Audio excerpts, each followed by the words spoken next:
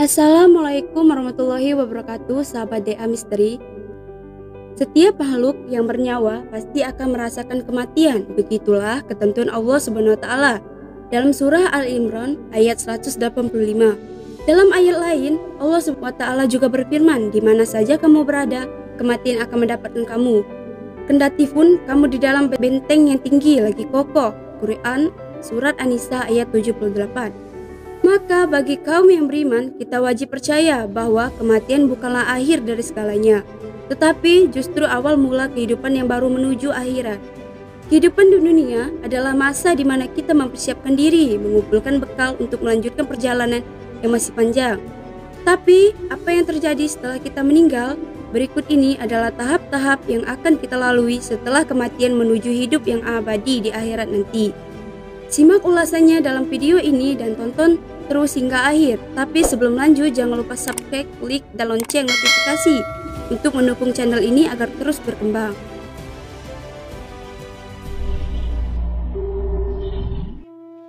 Alam kubur. Setelah manusia meninggal dunia, ia akan berpindah ke alam barzah. Alam barzah merupakan batas dan pemisah kehidupan dunia dan akhirat. Seperti firman Allah Subhanahu wa taala, antara keduanya ada batas barzah yang tidak dilampaui oleh masing-masing. Quran surah Ar-Rahman ayat 20.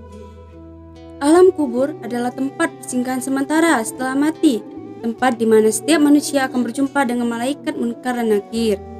Dua malaikat tersebut akan menanyakan kepada manusia tentang siapa Tuhannya, apa agamanya, apa kitabnya, dan siapa nabinya. Semua pertanyaan itu akan dijawab sesuai pengalamannya ketika hidup di dunia.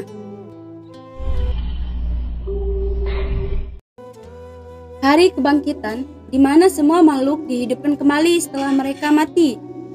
Hari kebangkitan ditandai dengan tiupan sangkakala oleh malaikat Israfil. Tiupan pertamanya sebagai titik mula terjadinya hari akhir, kiamat, yang membinasakan semua makhluk di dunia. Kemudian, pada tiupan kedua, semua makhluk tanpa terkecuali akan bangkit dari kebinasaannya. Dan inilah yang dinamakan hari kebangkitan.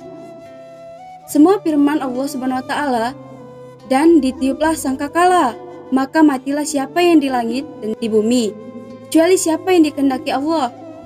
Kemudian ditiup sangkakala itu sekali lagi, maka tiba-tiba mereka berdiri menunggu putusannya masing-masing. Quran surat Az-Zumar ayat 68.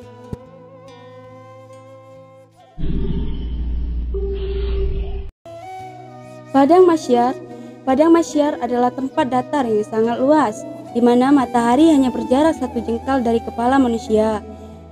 Di Padang Mahsyar, setiap insan akan mulai diadili tergantung amal perbuatannya, dan diiringi oleh 2 malaikat, satu sebagai pengiringnya dan satu lagi sebagai saksi atas semua perbuatannya di dunia.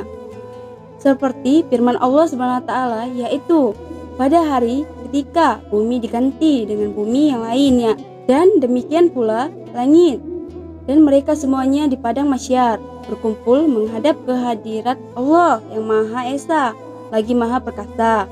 Quran surat Ibrahim ayat 48. Penimbangan amal baik dan amal buruk. Yaumul Mizan adalah hari pertimbangan amal baik dan amal buruk manusia.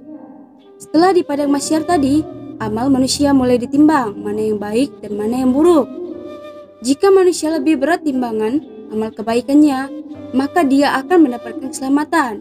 Begitu pula sebaliknya. Seperti firman Allah Subhanahu wa taala, "Kami akan memasang timbangan yang tepat pada hari kiamat, maka tiadalah dirugikan seseorang barang sedikit pun. Dan jika amalannya itu hanya sebesar biji sawi pun, kami pasti mendatangkan pahalanya. Dan cukuplah kami sebagai pembuat perhitungan." Quran surah Al-Anbiya ayat 47. Yaumul Hisab, perhitungan amal. Perhitungan amal baik dan buruk manusia. Amal perbuatan yang kita lakukan selama di dunia, kemudian akan dihitung pada saat Yaumul Hisab. Allah berfirman, "Sesungguhnya kepada kamilah mereka kembali, kemudian sesungguhnya kewajiban kamilah membuat perhitungan atas mereka." Quran surat Al-Ghasyiyah ayat 25 hingga 26. Kemudian Aisyah radhiyallahu anha bertanya tentang apa itu hisab yang mudah. Rasulullah lantas menjawab, Allah memperlihatkan kita hambanya, kemudian Allah memaafkannya begitu saja. Barang siapa yang dipersulit hisabnya, niscaya ia akan binasa. Hadis riwayat Ahmad.